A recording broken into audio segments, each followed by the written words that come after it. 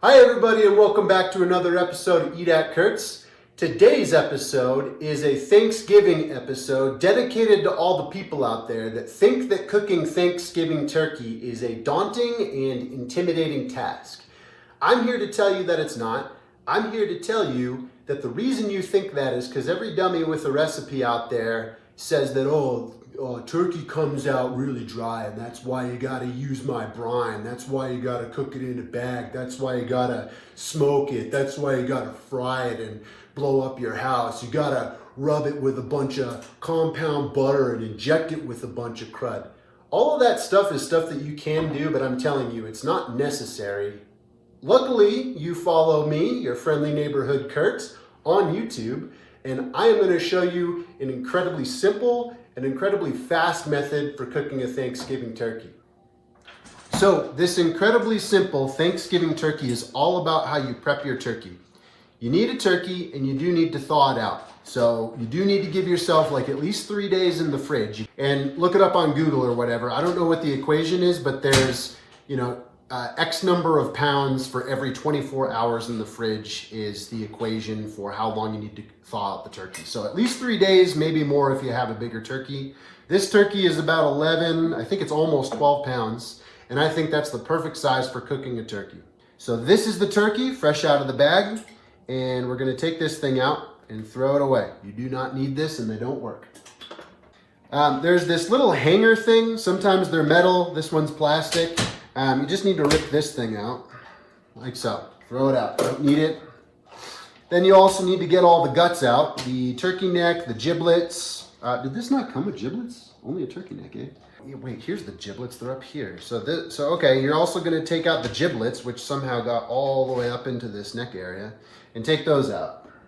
So giblets, set these aside. You can use those to make a delicious turkey stock. And then sometimes, but not always, there's like a bunch of excess skin up here on the neck. You're gonna take a knife or your kitchen shears and you're just gonna cut off like the excess skin. Now, if you've seen my smoked chicken episode, you know about spatchcocking, otherwise known as butterflying. And that's exactly what we're going to do to this big, beautiful bird. You're gonna locate this spine, and if you need to, take a knife and just cut like a little thin guideline down along both outer sides of the spine of your turkey. And then you're gonna take your kitchen shears and with a little bit of elbow grease, you are going to cut along these guidelines. You can also use a serrated knife and just use it like it's a saw and just saw it down.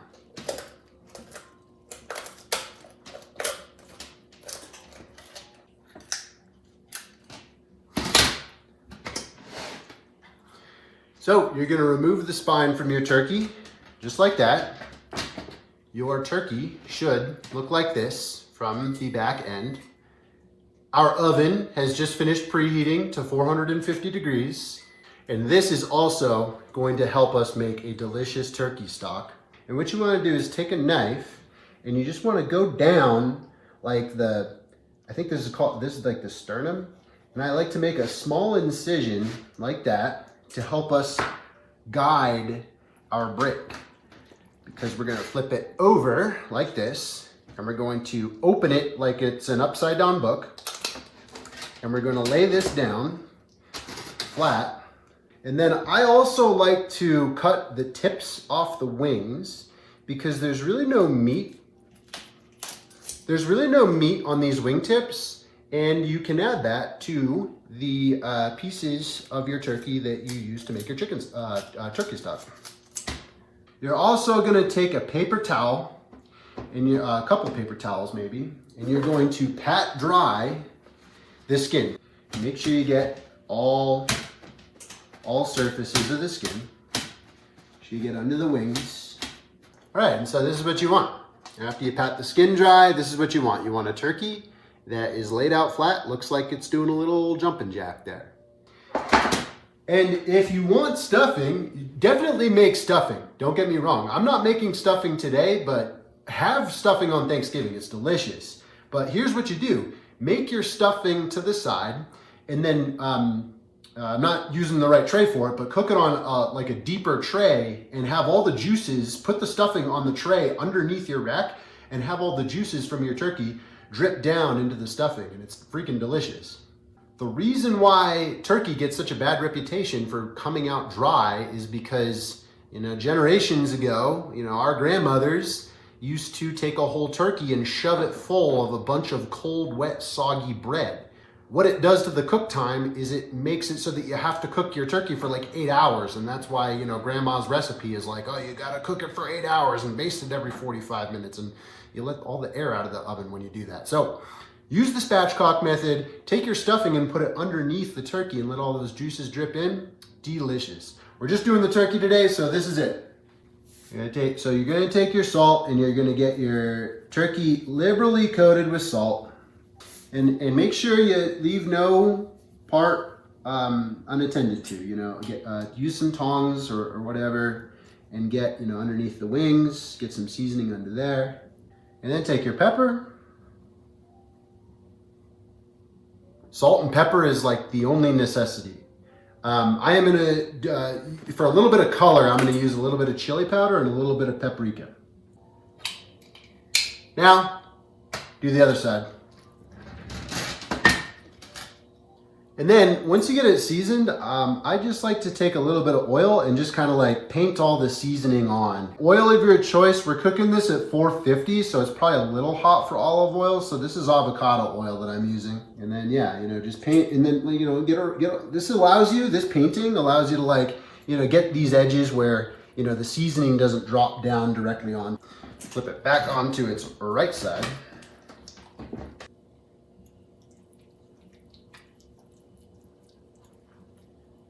I do like to take the turkey off this tray, and I like to rinse out this tray because the dry seasoning will burn in the oven. This looks good enough to eat and we haven't even put it in the oven. Don't eat it. Don't nibble on this. You're gonna take your handy dandy meter probe and you're gonna insert it into the thickest part of the breast. Wash your hands very, very frequently while you do this. You're gonna set up your meter app for a 165 target internal temperature, and we're gonna put this into the oven. This thing, since we laid it out flat, it's gonna minimize the cook time. I bet you this thing will take only an hour and change to cook. And look, man, we prepped this. This only took us 20 minutes to prep. So into your 450 degree oven she goes. Now, wash your hands and get some sanitizing wipes and do a deep cleanse of this area because raw poultry is not fun. Okay, so we're about 45 minutes into the cook and the meter app is already predicting 34 minutes remaining for our turkey. You don't have to do this, but if you really care about getting the perfect presentation, the perfect golden brown skin, you can use this little trick that I just applied. You can take a piece of tin foil and loosely tint it over the turkey to prevent it from browning too much when it gets to the tone of color that you like. So I just did that just now because I thought it's looking pretty good. You can also turn the temperature down in the oven down to 350. That will prolong the cook time a little bit, but that's also an option too. You can also periodically throughout the cook, every 30 minutes or so, brush it with a little bit of oil or butter. I'm gonna do that at the very end. I've got a little bit of leftover tallow here. I'm just gonna do that 5 minutes before it's done cooking. Okay, so the meter app says that we're reading 162. That's a good temperature to take our turkey out of the oven and let it continue rising in temperature up to 165 or above. Let's take it out.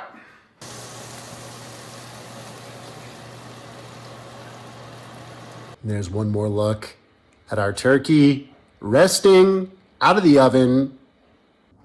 Bro, this thing only took us 1 hour and 20 minutes in the oven. So just over an hour and a half with rest time, with prep time, 2 hours total. So you could eat dinner at 6 p.m. and start prepping this thing at 4 p.m.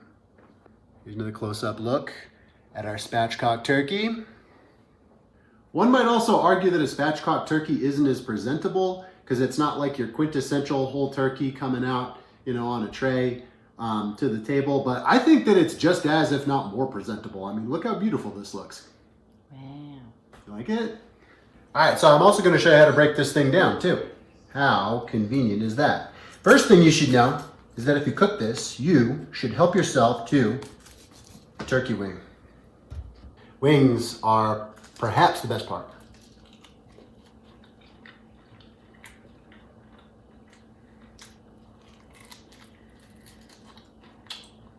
You hear that crunch? Right there. Good. Crispy? Mm-hmm. Juicy? Mm-hmm. Look, the skin like bubbled up in the cook from like lightly frying in that oil and tallow. So we took off the wings to snack on, and then you're gonna take the thigh. Look how easily that separates. Just like that. Then, just like when I taught you how to butcher up a chicken, how easily that separates off.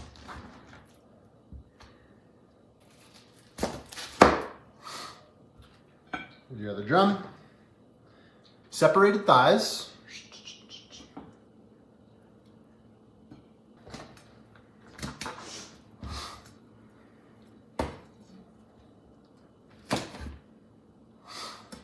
You can just kind of pull those off.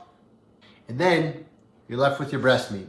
And I like to go down along the sternum on either side and then in and pull off the breast. So down,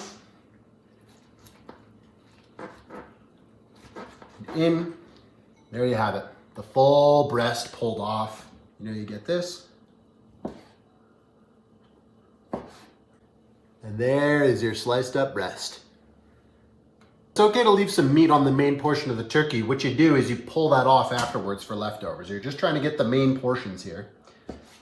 And there you have it, folks. A Thanksgiving feast that can't be beat, ready in a couple of hours. What do you think? Is it juicy? Like I said, turkey is not hard. People make it hard. It's simple, and it needs to be treated with simplicity. There you have it, folks. I think we did it again. We're gonna go eat some of this. Enjoy your Thanksgiving and your holidays. Thank you, and please come again.